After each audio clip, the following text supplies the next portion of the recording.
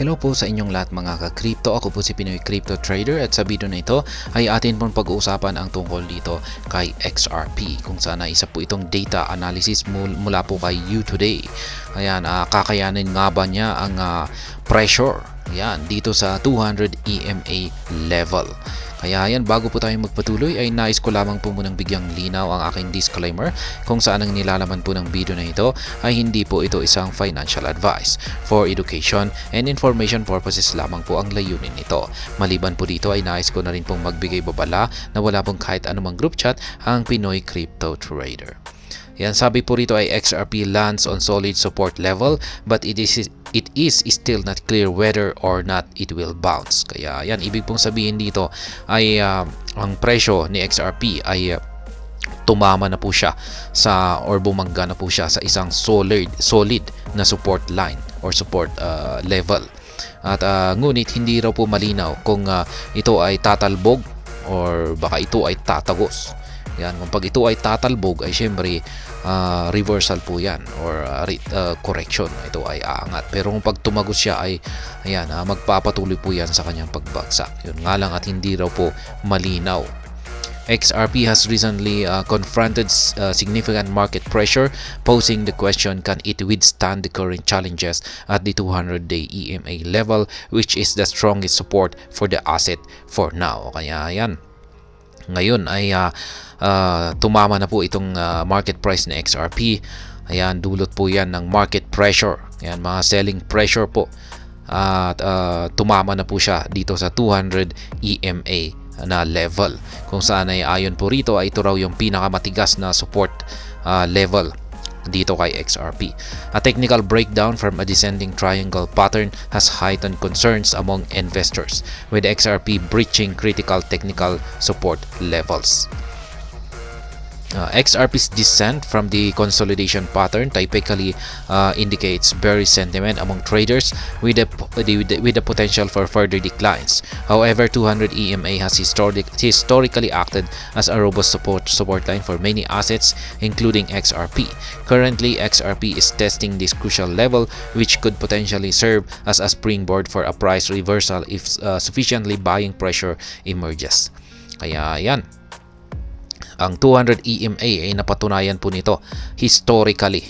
Ayan, na isang matindi po itong support line para sa maraming mga assets. Hindi lamang po kay XRP, ginagamit na rin po ito sa iba't ibang mga cryptocurrencies bilang indicator or yan, na kung saan ay nagsisilbing either support or resistance. At sa ngayon ay nagsisilbo po itong support line para kay XRP. Ngayon ay si XRP ay tinitest po niya, pinapakiramdaman po niya ang 200 EMA na ito. At posible pong ito ay magsilbing kanyang springboard.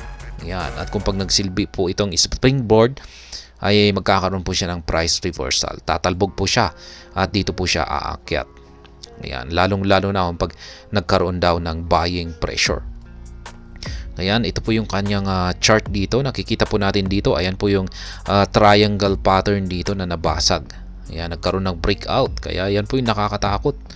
Maraming nagpanic po rito nung nagkaroon ng breakout sa triangle pattern na ito. Dito sa kanyang ilalim. Ngunit yung last line of defense ay ito na nga. Yung 200 EMA na yan. Yung kulay itim. Ayan, kulay itim na linya na ito. And the volume profile, which shows trading activity over a specified time at a certain price levels, can provide insight into potential support and resistance zones. For XRP, a significant volume node around the current price levels suggests that it was previously an area of substantial trading activity, which may now act as a support region. Compellingly, the relative strength index is hovering in low territory. This could signal that XRP is oversold and may be primed for a reversal if the market sentiment shift. As low as RSI level can sometimes precede a turnaround in price action.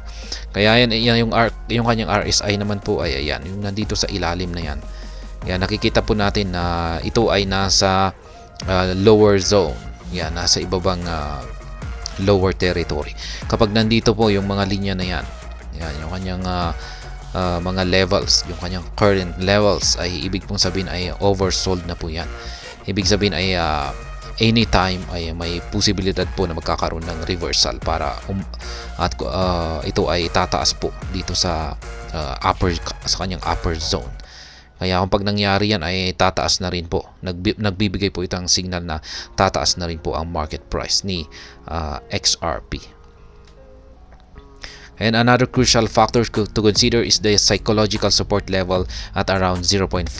Psychological support level are price points which an asset often finds support due to common human behavior and psychological response to round numbers. If XRP breaks below the 200 EMA, this 0.5 level may be the next test for investor resolve. Kaya ayan, ito daw po yung sunod. Kung pag nabasag daw po ang 200 EMA na ito, ay yung sunod daw po na magiging resistance ay ang 0.5. At yung dahilan po rito ay isa po itong tinatawag pong psychological support level. Kasi yung mga tao, mga investors ay parang meron po silang psychological responses sa mga round numbers. Kaya ayan, totoo po yan. Mapapatunayan mo yan, mapapansin mo pa yan kung isa ko po talagang marami ka ng experience sa pagtitrade, na mapapansin mo na yung 0.5 ay mga nagsisilbing mga psychological support at saka resistance levels ang mga yan. Kaya kay Solana naman po yan. Ayan, kaya hanggang dito na lamang po tayo dito kay XRP. Kaya yan po muli yung kanyang chart. Ayan. Pero mukhang binabasag na po niya ngayon itong 200 EMA na ito.